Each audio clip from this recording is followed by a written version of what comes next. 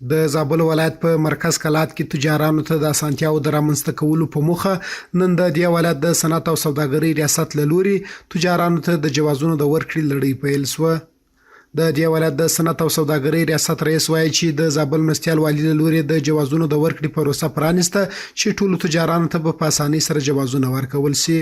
نوموړی زیاتوي چې له دې سره به د دې ولایت صنعت او تجارت هم وده وکړي.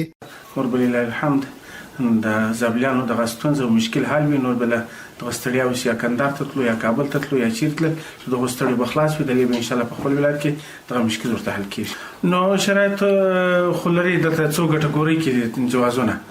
نو هغه څوک چې دلته په معدن کې کار کوي، څوک په صنعت کې کار کوي او څوک د وچې میوې کاروبار کې بزنس وي، بل بزنس روان کړي، نو هغه کولای شي چې موږ جوازونه واخلي. بل لوري د دې ولایت تجاران هم د جوازونو د پروسې پر پیل خوښ دي.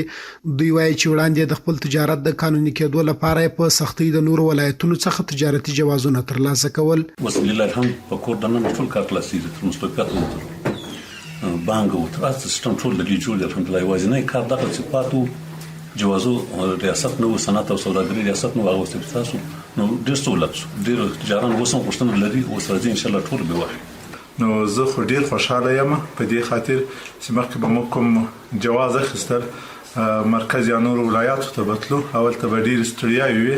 نو نن چې ماته زنګ راغی تاسو کار خلاص ده، زه ډېر وساسو ملکه چاسي همداسې راکو. د یادونې وړ ده چې تجارانو ته په داسې حال کې د جوازونو د ورکولو پروسه پیلېږي چې څه موده وړاندې د تجارت د ودې او پراختیا په موخه په دې ولایت کې د صنعتي پارک پرانیسته هم شوې وه.